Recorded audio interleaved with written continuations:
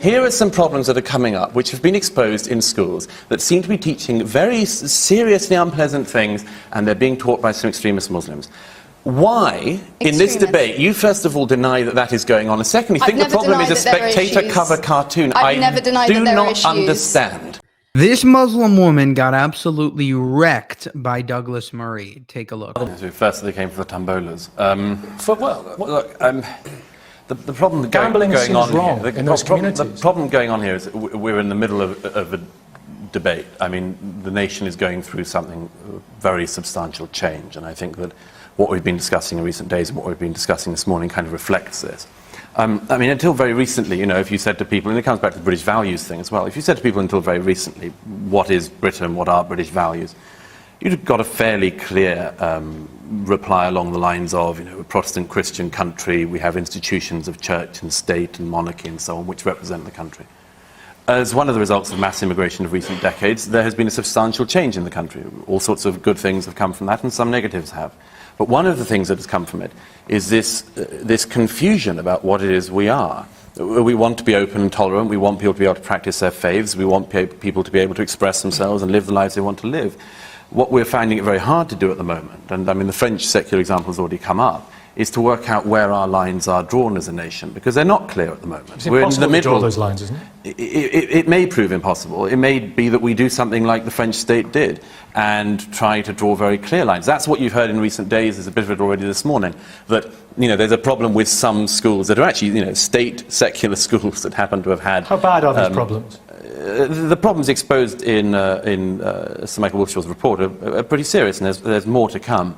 Really, what's so serious in the report? I think, for instance, I mean, Wiltshire himself says that these children are at risk of cultural isolation. There have been findings of children, for instance, being taught in assembly to chant anti-Christian chants and so on. This is very unpleasant sectarian stuff. Do you know that one of the kids was spoken to? But this is part of the problem. By the way, just very quickly on this matter of this, I mean, I do think that one of the things... But address that issue about... Okay, can I just mention first, one of the interesting things that's come up in recent days and weeks, I think, over this whole Trojan horse business, is I think that some Muslims in this country, in particular a lot of Muslim spokespeople, a lot of Muslim groups have been furious about these revelations and are now denying them. They're still denying them.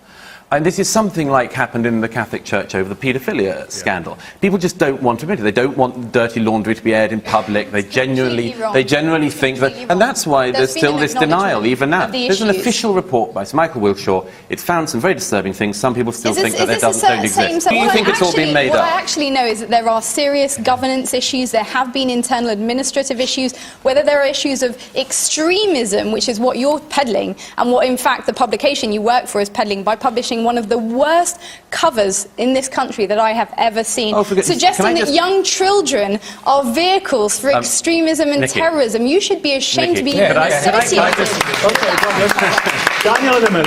Can I just give, this is a very good example of the problem.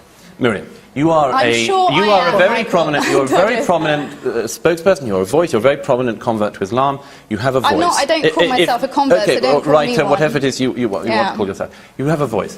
Here are some problems that are coming up, which have been exposed in schools, that seem to be teaching very seriously unpleasant things, and they're being taught by some extremist Muslims.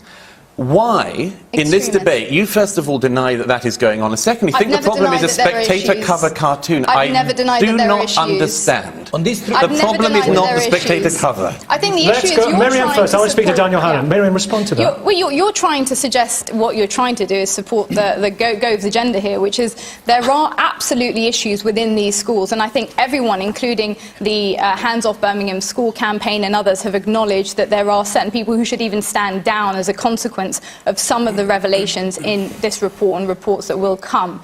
The issue, however, is trying to rebrand this as an issue of extremism in order to expand this idea of extremism being non-violent ideas. There's a feeling that everyone's being attacked, even if you don't necessarily agree with the person who's being attacked. Do you understand where I'm going with this? Isn't it time to stand up and actually, you know, condemn more when we hear outrageous things from people? I don't know where you're going with that at all, and I'm going to choose to pretend that I don't know where you're going with that. Well, Rabbi Laura kind of addressed it, didn't she? Yes. I would like to come back to this idea that for me, faith leaders should teach what they think is right. And that's what they should teach. And schools should teach critical faculties, which allow us to distinguish, between solid arguments and unsubstantiated arguments. And that's it. Those are the divisions. Those are the lines. And that's the extremism. Useful. The former Bishop of Edinburgh, Richard Holloway, had a very good line on this. He said that the opposite of faith is not doubt, but certainty. And I think it's worth bearing in mind. Look, I just wanted to mention also, comes back to something I said earlier, but the period we are in of churn and rethinking about what exactly is what the Prime Minister has been writing about this morning. Everyone's trying to nail these values down. Nailing jelly to a wall. And one of the things about this is, and I think it's just the reaction to Andrea's comments, a good example of that. Nobody, it seems, is very keen on admitting I speak as a secularist, but nobody's very keen on admitting the Christian origin of some of these things, and I think we have to be frank about that. We can't write our heritage out or pretend it was something else. And just very quickly, one of the things that is being done on this, which has come up several times this morning, is this attempt to sort of encompass everybody in the new values. Sometimes it's all freedom, good, openness, great tolerance. Yes, it's all fine. There is a risk, however, in this, and it comes back to the thing about always highlighting gay marriage and other things. Again, something I'm supportive of. But there is a risk in this that we build up this new value system on extremely wide ground, because it's ground we want to be as wide as possible to encompass everyone. But it might also be ground that's very shallow. Wow. Douglas Murray says what nobody else wants to admit about Islam and Islamic extremism. And, he highlights how there is a problem. We need to fix it. And instead of acknowledging it, often Muslims are, they freak out at him and they say he's an Islamophobe and he hates Muslims and he hates all, immigrants and all this other stuff. He's just trying to fix his country. He's just trying to point out that there's a problem. But no, you're evil, right away. It goes to ad hominem attacks, trying to point out how he's, somehow bigoted. And, instead of looking and saying, okay, he's pointing something out, let's see if that's true. The second he starts talking about Muslims and the problem within the Islamic world, they just go mute. They, their ears go deaf. And they completely, block out anything he's trying to say. But great job again, Douglas Murray. Once again, showing us that, Islam and Islamism is a big problem in the Western world today.